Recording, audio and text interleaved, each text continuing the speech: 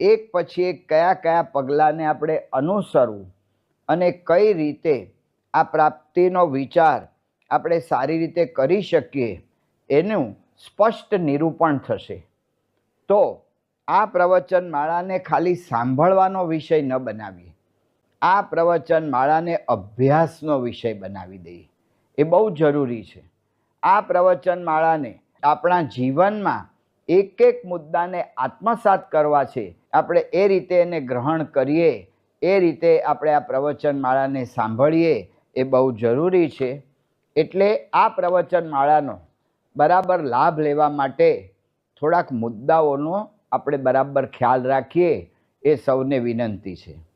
પહેલું તો આ વાત પરમ પૂજ્ય મહંત સ્વામી મહારાજે આપણને કરી છે અને આ પ્રાપ્તિની વાત ખરેખર અદ્ભુત છે, અલૌકિક